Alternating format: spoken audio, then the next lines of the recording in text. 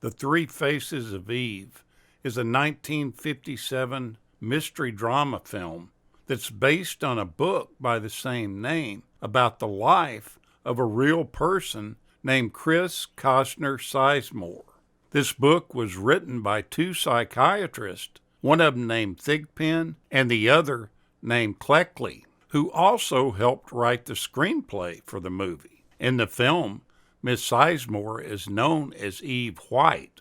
The storyline goes that in Georgia, in August of 1951, Eve and Ralph White visit Dr. Curtis Luther, who's a psychiatrist. Miss White is a very timid and mousy woman who's suffering from recurring blackouts and headaches. Under the doctor's care, Miss White's symptoms disappear for a bit until one spring day in 1952.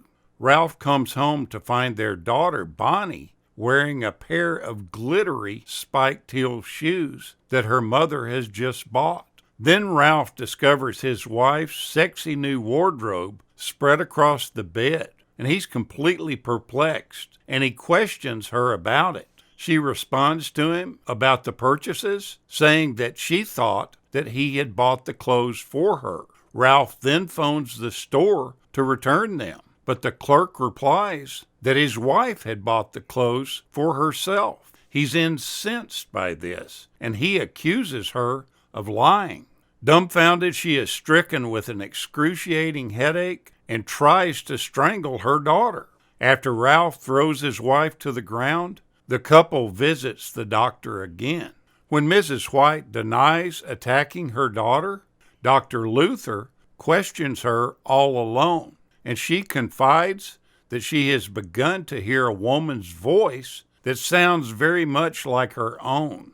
This voice is urging her to leave Ralph and run away with Bonnie. She's terrified that she's losing her mind. She suffers another blinding headache and buries her head in her hands. When she lifts her head up a few moments later, she has assumed a completely different personality, one that's flirtatious and who calls herself Eve Black. Eve refers to Mrs. White in the third person after asserting that she is unmarried, and she calls her husband Ralph a jerk. In May of 1952, Mrs. White is admitted to the hospital for treatment. For the first week there, she's relatively stable, until one night she changes into Eve and propositions one of the orderlies. The doctor soon realizes that she has a multiple personality disorder, which her husband is unable to comprehend. She's soon discharged from the hospital after they realize that she's not going to be a harm to herself or anybody else. She's on her own, though, and she rents a room in the city. Eventually, she visits Ralph at his hotel room and seductively offers to go with him to Jacksonville if he buys her a new wardrobe. He's completely titillated by his wife's new persona and provocative nature. Ralph eagerly agrees to purchase these dresses, and one night she pulls one of these new dresses out and heads for the nightclub alone. Her husband is furious, and he slaps her and then immediately divorces her. One day, Dr. Luther is theorizing that neither of Eve's personalities is capable of functioning as a normal person. And then Eve arrives and announces that Mrs. White had tried to kill herself the previous evening. Eventually, a third personality comes out, and this one is called Jane. Jane begins to date a man named Earl, but when he proposes, she confesses that she suffers from this multiple personality disorder. Undeterred by all this, the compassionate Earl nourishes Jane with love and understanding. Eventually, the doctor transports her back into her childhood and tries to understand what caused all these events to take place.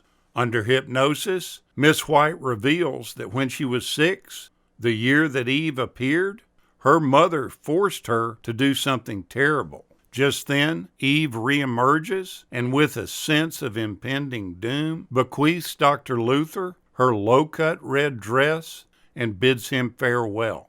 Jane then appears and, screaming, recalls that as a little girl, while playing underneath the house, her mother called her out and carried her to kiss her dead grandmother goodbye. Returning to the present, Jane discovers that she has now been vested with Eve's memories. With the banishment of the other two personalities, Jane has become an integrated person. 2 years down the road, on the anniversary of this breakthrough, Dr. Luther receives a letter from Jane telling him that she, Earl, and Bonnie have formed a new, reconstituted family. Now, originally, before the filming started, they tried to get Orson Welles for the part of Dr. Luther that went on to be played by Lee J. Cobb. Welles decided to not do it because he was directing Touch of Evil from 1958. Welles even read the script of the film and told the director that whoever played the lead would win an Oscar in it. And Joanne Woodward did just that. If you want to see an amazing performance by an actress, watch this film. I have never seen it done better. Joanne Woodward is unbelievable in this terribly hard portrayal of this sick woman. It's also said that Dr. Luther is based on a real person, which I'm sure he probably is. His name is Luther Smith, and he's a World War II veteran who routinely performed electric shock therapy to patients that had depression. In doing my research for this, I found that he had just recently died within the past 6 months. At the time, he was living in Georgia. Now look closely during the movie, and you'll see somebody that you recognize. She's playing Joanne Woodward's mother, and that's Miss Jane from the Beverly Hillbillies, Nancy Culp. It's very easy to spot Mr. Drysdale's secretary. You don't have to look very hard.